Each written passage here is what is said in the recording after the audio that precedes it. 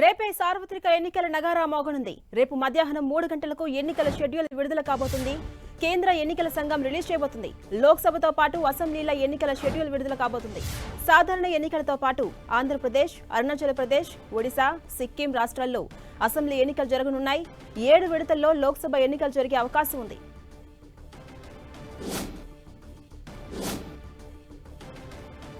ఇదే అంశంపై మరింత సమాచారం మా ప్రతినిధి ఢిల్లీ నుంచి గోపి అందిస్తారు. గోపి, కేంద్ర ఎన్నికల సంఘం రేపు మధ్యాహ్నం 3 గంటలకి సార్వత్రిక ఎన్నికలకు సంబంధించిన షెడ్యూల్ ని ప్రకటించబోతోంది. 18వ లోక్సభకు సంబంధించిన ఎన్నికల నిర్వహణ, అలాగే వివిధ రాష్ట్రాల అసెంబ్లీ ఎన్నికలకు సంబంధించిన షెడ్యూల్ ని ప్రకటించబోతున్నారు. ఆంధ్రప్రదేశ్, అలాగే ఒడిశా, సిక్కిం, అరుణాచల్ ప్రదేశ్ ఈ రాష్ట్రాలకు సంబంధించి అసెంబ్లీ ఎన్నికలు కూడా జరగబోతున్నాయి. సో వీటికి సంబంధించిన షెడ్యూల్ ని విడుదల చేయబోతున్నారు. 7 నుంచి 8 ఫేజుల్లో ఈ ఎన్నికల ముఖ్యంగా నిర్వహణ ఉండే అవకాశం కనిపిస్తుంది. ఇప్పటికే దేశవ్యాప్తంగా కూడా పర్యటించి ఆయా రాష్ట్రాల్లో ఉన్న పరిస్థితులు, ఎన్నికల నిర్వహణకున్న సన్నద్ధత, అలాగే రాజకీయ పార్టీల నుంచి అభిప్రాయాలు, ఎన్నికల సంఘం అధికారుల నుంచి అభిప్రాయాలను తీసుకుని అన్ని రకాల ఏర్పాట్లను కూడా పూర్తి చేయడం జరిగింది. ఈవీఎం, వివిప్యాట్ యంత్రాలతోనే ఈసారి ఎలక్షన్స్ జరగబోతున్నాయి. సో 17వ లోక్సభ పదవీకాలం ప్రస్తుతం జూన్ 16వ తేదీకి ముగియబోతోంది. అలాగే వివిధ రాష్ట్రాల అసెంబ్లీ పదవీకాలం కూడా ముగియబోతోంది. సో రేపు మధ్యాహ్నం 3 గంటలకి కేంద్ర ఎన్నికల ప్రధాన కమిషనర్ రాజీవ్ కుమార్తో పాటుగా ముఖ్యంగా జ్ఞానేష్ కుమార్, అలాగే సంధు, నిన్న ఎన్నికల కమిషనర్లుగా నియామకమైన 2 కమిషనర్లు, అలాగే ఎన్నికల ప్రధాన కమిషనర్ రాజీవ్ కుమార్ ముగ్గురు కలిసి విజ్ఞాన్ భవన్ వేదికగా ఈ ఎన్నికల షెడ్యూల్ ని ప్రకటించబోతున్నారు. రేపు ఎన్నికల షెడ్యూల్ ప్రకటన అనంతరం ఎన్నికల కోడ్ మరుక్షణం అమల్లోకి వస్తుంది. సో ఎటువంటి ప్రజలకి అనుకూలంగా ఉండే నిర్ణయాలు, ప్రజల్ని ప్రలోభ పెట్టే నిర్ణయాలను కూడా ఆయా రాష్ట్ర ప్రభుత్వాలు తీసుకోవడానికి వీలుండదు. ఎన్నికల కోడ్ అమల్లోకి వస్తుంది కాబట్టి పూర్తిగా ఎన్నికలు పూర్తయ్యేంత వరకు కూడా అన్ని అధికారాలు కూడా ఎలక్షన్ కమిషన్ చేతిలోనే ఉంటాయి. సో ఖచ్చితంగా రేపటి నుంచి ఎన్నికల కోడ్ సమర్థవంతంగా అమలవుతుంది. ఈసారి ఎన్నికల్ని పారదర్శకంగా, శాంతియుతంగా నిర్వహించేందుకు అన్ని రకాల ఏర్పాట్లు చేశామని చెప్పి కూడా ఎన్నికల కమిషనర్ ఇప్పటికే చెప్పడం జరిగింది. సో చాలా పెద్ద కసరత్తు ఇది. భారతదేశంలో 130 కోట్ల మంది ప్రజానీకం ఉన్న దేశంలో సుమారు 98 కోట్ల వరకు కూడా ఓటర్లు ఉన్నారు. ఓటు హక్కు కలిగి 18 ఏళ్ల పైబడిన వాళ్ళు, ముసలి వాళ్ళ వరకు కూడా ఉన్నారు. సో ఈసారి ఎన్నికల కమిషన్ ఎన్ని విడతల్లో ఎన్నికలు నిర్వహించబోతోంది? గతంలో ముఖ్యంగా 7 విడతల్లో 2019కి సంబంధించిన సార్వత్రిక ఎన్నికలు 7 విడతల్లో నిర్వహించారు. అప్పుడు మార్చి 10న షెడ్యూల్ విడుదలైంది. ఏప్రిల్ 11 నుంచి మే 19 వరకు ఎలక్షన్ జరిగాయి. మే 23న ఫలితాలు వచ్చాయి. సో ఈసారి ఎన్ని ఫేజుల్లో జరగబోతుంది ఎలక్షన్ అనేది రేపు స్పష్టత రాబోతోంది. ఆంధ్రప్రదేశ్కి సంబంధించి 25 లోక్సభ, అలాగే 175 లోక్సభ, అలాగే 175 అసెంబ్లీ స్థానాలకు సంబంధించి ఒకే ఫేజ్ లో ఎలక్షన్ జరిగే అవకాశం ఉంటుంది. 2019లో ఫస్ట్ ఫేజ్ లోనే ఎలక్షన్ జరగడం జరిగింది. సో ఈసారి ఏ ఫేజ్ లో ఎలక్షన్ జరగబోతోంది? ప్రస్తుతం ఇప్పటికే అభ్యర్థుల్ని ప్రధాన పార్టీలన్నీ కూడా ప్రకటించడం జరిగింది. ఎన్నికల ప్రచారాల్లో ముమ్మరంగా పాల్గొంటున్న పరిస్థితి ఉంది కాబట్టి సో ఏపీలో ఒకే విడతలో ఎలక్షన్స్ ఉండే అవకాశం ఉంది. ఏపీ అండ్ తెలంగాణలో ఒకే రోజులో ఒకే విడతలో ఎలక్షన్స్, ఏపీకి సంబంధించి లోక్సభ, అలాగే అసెంబ్లీ, అలాగే తెలంగాణకు సంబంధించి 17 లోక్సభ స్థానాల్లో ఒకే రోజు ఎలక్షన్ జరిగే అవకాశం కనిపిస్తోంది. అయితే గోపి, ఏపీ ఎన్నికలు ఏ ఫేజ్ లో జరిగే అవకాశం ఉంది? 2019లో ఫస్ట్ ఫేజ్ లోనే ఏప్రిల్ 11న అప్పుడు ఏపీలో ఎలక్షన్స్ జరిగాయి. సో ఇప్పుడు కూడా అసెంబ్లీ టెన్యూర్ కూడా ముగియ వస్తోంది, పదవీకాలం కూడా. So first phase or first 3 ఫేజుల్లోనే ఏపీకి సంబంధించిన ఎలక్షన్ కూడా ఉండే అవకాశం కనిపిస్తోంది. గతసారి కంటే ఈసారి 6 రోజులు ఆలస్యంగా ఎన్నికల షెడ్యూల్ ని ఎన్నికల సంఘం ప్రకటించబోతోంది. 2019లో 17వ లోక్సభ, అలాగే వివిధ రాష్ట్రాల అసెంబ్లీ ఎన్నికలకు సంబంధించిన షెడ్యూల్ మార్చి 10నే ప్రకటించారు. ఈసారి 6 రోజులు ఆలస్యంగా మార్చి 16వ తేదీన ఎన్నికల షెడ్యూల్ ప్రకటించబోతోంది ఎన్నికల సంఘం కాబట్టి. సో ఖచ్చితంగా ఫస్ట్ ఫేజెస్ లోనే ఏపీకి సంబంధించి కూడా షెడ్యూల్, ఎన్నికల నిర్వహణకు సంబంధించిన తేదీ ఉండే అవకాశం ఉంది. అది ఏప్రిల్లోనే ఎన్నికలు జరిగే అవకాశం కనిపిస్తోంది. మరో నెల రోజుల్లోనే ఇటు ఏపీలో అసెంబ్లీ అండ్ లోక్సభ ఎలక్షన్స్ జరిగే అవకాశం ఉంది.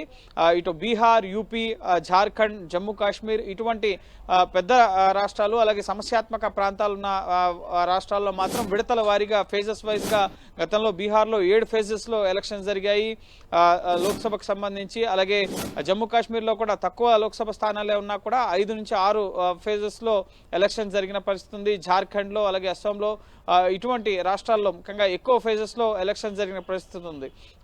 సో ఇప్పుడు కూడా అదే తరహాలో ఓటర్ల సంఖ్య కూడా పెరిగింది కాబట్టి సో ప్రస్తుతం మనకంతున్న సమాచారం ప్రకారం 96 కోట్లకు పైగా ఓటర్లు ఉన్నారు దేశంలో. అలాగే ముఖ్యంగా సుమారు 2 కోట్ల వరకు కూడా యువ ఓటర్లు రిజిస్ట్రేషన్ చేసుకున్నారు. ఈ 5 ఏళ్లలో 18 ఏళ్ల వయసు నిండిన వాళ్ళు, ఓటు హక్కు పొందిన వాళ్ళు కూడా చాలా మంది ఉన్నారు. సో వారందరూ కూడా ఓటు హక్కు వినియోగించుకునే అవకాశం కనిపిస్తోంది. సో ఈసారి ప్రచార కార్యక్రమాలు కూడా ముమ్మరంగా నిర్వహిస్తున్నారు. ఈసారి మోడీ గ్యారంటీ పేరుతో ఇప్పటికే అనేక వర్గాల్ని ఆకట్టుకునేందుకు ఇటు మహిళలు, అలాగే పేదలు, యువకులు, అలాగే రైతుల్ని ఆకట్టుకునేందుకు మోడీ గ్యారంటీ పేరుతో బీజేపీ ప్రచార కార్యక్రమాల్ని ముమ్మరం చేయడం జరిగింది. మరోపక్క కాంగ్రెస్ పార్టీ భారత్ జోడో న్యాయ యాత్ర పేరుతో న్యాయ గ్యారంటీల్ని ఇస్తుంది. కిసాన్ న్యాయ్, అలాగే మహిళా న్యాయ్, ఈ విధంగా సామాజిక న్యాయం పేరుతో న్యాయ గ్యారంటీల్ని కాంగ్రెస్ పార్టీ కూడా ఇస్తున్న పరిస్థితి ఉంది. సో తాము అధికారంలోకి వస్తే ఏమేం చేస్తాం అనేది ఇప్పటికే ప్రజల్లోకి తీసుకెళ్తున్న పరిస్థితి ఉంది. సో రేపటి నుంచి ఎన్నికల షెడ్యూల్ ప్రకటన అనంతరం మరుక్షణం నుంచి ఎన్నికల కోడ్ అమల్లోకి వస్తుంది కాబట్టి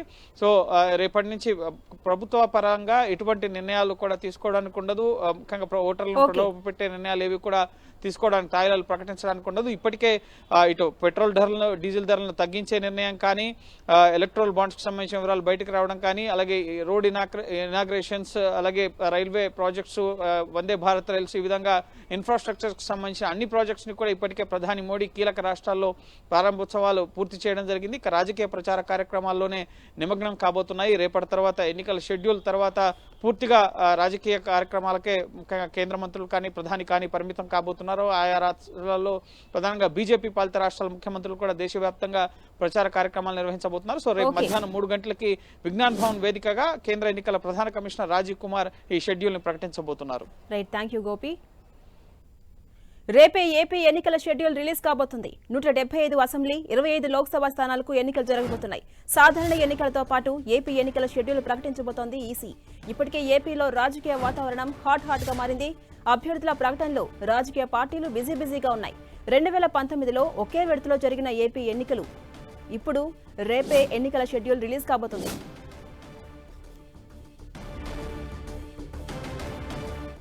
ఇదే అంశంపై మరింత సమాచారం మా ప్రతినిధి జయరాజ్ అందిస్తారు. జయరాజ్, ఎన్నికల షెడ్యూల్ రేపు రిలీజ్ కాబోతుంది. రోజుల నుంచి గంటలకు వచ్చేసే ఎన్నికల నగారా రేపు మోగబోతోంది. డీటెయిల్స్ ఏంటి? ఝాన్సీ రాణి, ఎన్నికల ప్రకటనకి ముహూర్తం ఖరారైంది. రేపు మధ్యాహ్నం ఎన్నికల తేదీని కేంద్ర ఎన్నికల సంఘం ప్రకటించబోతుంది. దీంతో ఇప్పటికే అన్ని రాజకీయ పార్టీలతో పాటు అధికార యంత్రాంగం కూడా దీనికోసం ఎదురు చూస్తున్నటువంటి పరిస్థితి. రేపు మధ్యాహ్నం విడుదలయ్యేటువంటి ఎన్నికల తేదీల నేపథ్యంలో అధికార యంత్రాంగం అంతా కూడా అప్రమత్తమైంది. ఇప్పటికే చేయాల్సినటువంటి ఎక్సర్సైజ్ అంతా రాష్ట్ర ఎన్నికల సంఘం ఏర్పాట్లన్నీ కూడా పూర్తి చేసింది. అధికారుల బదిలీలన్నీ కూడా దాదాపు పూర్తయినటువంటి పరిస్థితి. రేపు మధ్యాహ్నం ఎన్నికల తేదీల ప్రకటన తర్వాత ఎన్నికల కోడ్ అది అమల్లోకి వస్తుంది అధికారికంగా. ఇప్పటికే దాదాపు అధికార యంత్రాంగం దశల వారీగా కీలకమైనటువంటి సమావేశాలు నిర్వహించింది. అన్ని శాఖలు కూడా అప్రమత్తం చేసినటువంటి పరిస్థితి. రెవెన్యూ, పోలీస్, ఇంటెలిజెన్స్, దాదాపు అన్ని యంత్రాంగం కూడా దీనికోసం కసరత్తు అయితే మొత్తం కూడా పూర్తయినటువంటి పరిస్థితి. మరొక వైపు గతంలో ఎన్నడూ లేని విధంగా అన్ని రాజకీయ పార్టీలు కూడా ఈసారి జరగబోతున్నటువంటి ఎన్నికల్ని అత్యంత ప్రామాణికంగా, ప్రతిష్టాత్మకంగా తీసుకున్నటువంటి పరిస్థితి. ఇప్పటికే అన్ని పార్టీలు, ప్రధానమైన పార్టీలన్నీ కూడా అభ్యర్థుల ఎంపిక సంబంధించి ఎన్నికలకి చాలా రోజుల ముందు నుంచే ఎంత ఎక్సర్సైజ్ చేస్తున్నటువంటి పరిస్థితి. దాదాపు గెలిపే లక్ష్యంగా అభ్యర్థుల ఎంపిక, ఎక్కడ కూడా రాజీ పడకుండా గెలవగలరు అనేటటువంటి అభ్యర్థుల మాత్రమే ఎంపిక చేసి ఎన్నికల బరిలోకి దించబోతున్నటువంటి పరిస్థితి ఉంది. ఎన్నికలకి నెల 40 రోజులకు పైగా ముందు నుంచే కూడా ఎక్సర్సైజ్ అంతా కూడా ఎన్నికల కోసం ఆయా రాజకీయ ప్రధానమైన పార్టీలన్నీ కూడా పూర్తి చేసి ముందుగా అధికార పార్టీ వైసీపీ దాదాపు 175 స్థానాల్లో అభ్యర్థులందరూ కూడా దాదాపు ఎక్సర్సైజ్ అంతా కూడా పూర్తి చేసింది. అదేవిధంగా 25 పార్లమెంటు స్థానాలకు సంబంధించిన అభ్యర్థుల ఎంపిక కూడా దాదాపు కూడా పూర్తయింది. అధికారికంగా రేపు ఇడుపులపాయలో వైఎస్ఆర్ ఘాట్ దగ్గర ముఖ్యమంత్రి, పార్టీ అధినేత వైఎస్ జగన్మోహన్ రెడ్డి ప్రకటించబోతా ఉన్నారు. దీనికి సంబంధించి కూడా అనేక రకాల సర్వేల ఆధారంగా వచ్చే ఎన్నికల్లో కూడా పూర్తి స్థాయిలో గెలిపే అత్యధిక మెజారిటీతో గెలుపొందాలి, ప్రభుత్వాన్ని స్థాపించాలనేటటువంటి లక్ష్యంతో మొత్తం కూడా దాదాపు ఎక్సర్సైజ్ అంతా కూడా అభ్యర్థుల ఎంపిక ప్రక్రియలో ఒక కొత్త పరిణామాన్ని చోటు చేసుకుంది. దాదాపు 80 స్థానాలకు పైగా మార్పులు చేర్పులు చేశారు. నియోజకవర్గంలో రాష్ట్రంలో రాజకీయ చరిత్రలో గతంలో ఎన్నడూ లేని విధంగా అభ్యర్థుల్ని నియోజకవర్గాలకు వైపుగా మార్పులు చేర్పులు చేయడం అనేది గత ఎన్నడూ కూడా లేనటువంటి ఒక సరికొత్త ప్రక్రియ, సరికొత్త ఒక ప్రమాణాలకు దారితీసే విధంగా దాదాపు 80 స్థానాల్లో అభ్యర్థుల మార్పులు చేర్పులు ప్రక్రియను వైసీపీ చేపట్టి ఒక కొత్త సాహసోపేతమైన నిర్ణయాన్ని తీసుకుంది. దీని ఫలితాల కోసం ఎదురు చూసేటటువంటి పరిస్థితి. అదేవిధంగా దాదాపు ఎంపీ స్థానాలు కూడా 25 ఎంపీ స్థానాలు ఉంటే వాటిలో 6 మాత్రమే పాత అభ్యర్థులు ఇప్పటి వరకు ఉన్నారు. మిగతా అన్ని స్థానాల్లో కూడా కొత్త అభ్యర్థిని నిలబెట్టడానికి అధికార పార్టీ పూర్తి చేస్తుంది. టీడీపీ అదేవిధంగా జనసేన కూటమి, బీజేపీ కూటమి కూడా అభ్యర్థులందరూ కూడా ప్రకటించడానికి ఇప్పటికే కొంతమంది అభ్యర్థులు ప్రకటించి 3వ లిస్టు కూడా ప్రకటించడానికి సిద్ధంగా ఉంది. Right, thank you Jayaraj.